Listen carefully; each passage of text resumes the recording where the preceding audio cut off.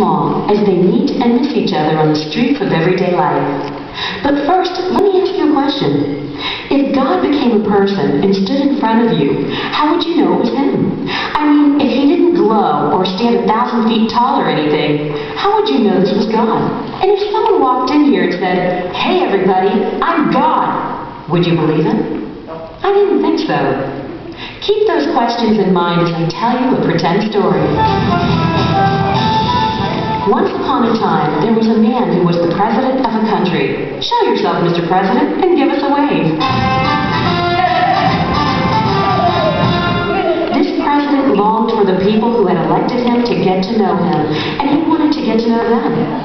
Now let's meet the citizens of this country. All of you citizens stand and wave to us. Good. Now the person you elected to run this country wants to get to know you, but he's stuck in his office all the time and his security guards never let him go anywhere by himself. And this country is different from any you've ever been in because there is no television. So even if the citizens bumped into the president, they probably wouldn't recognize him. So the president came up with a great plan. He put on a disguise. Then he sneaked out through a window and he made his way into the night. He spent the whole next day walking among the citizens. Go ahead, Mr. President, walk among them. That's it.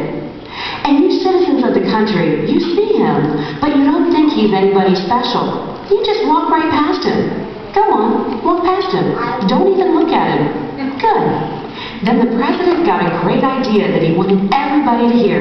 So he cleared his throat and started to speak. My fellow citizens. But nobody listened to him. They just kept on walking. So the president walked away, sadly hanging his head.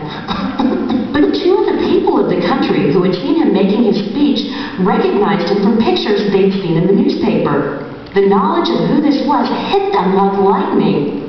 Did you hear me? It hit them like lightning. These two ran over to the president and hugged him and said, "Hey, we know you. You're the president." The president was overjoyed that someone had recognized him. Aren't you overjoyed, Mr. President? Let's see you jumping up and down. Oh, yeah! Wow, I guess you are. So he took these two aside and told them all about his great ideas. See them huddling together? Finally, it was time for the president to go back to his office and start being the president again. But when he went, he took with him the two who had recognized him and listened to what he had to say. He gave them important jobs helping him run the country. The two were so excited, they started to dance. Okay, Mr. President and citizens, you can all sit down now. I want you to think about what I asked you at the beginning. If God were to become a person and stand in front of you, would you recognize him? Would you be like the two citizens who recognized the president and listened to him? Or would you have missed him, as the rest of the citizens missed the president? The Bible tells us that Jesus was God in the shape of a human. He came to people he had made, but they didn't even recognize him. When Jesus tried to talk to them about God, they didn't listen. But to those few who did listen, he has given the right to become children of God. All right, good job. Yay!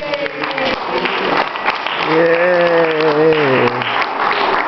The skit asked like a really great question, and that is, if the President of the United States came, would you recognize him? And I think right now our President is George Bush. If George Bush came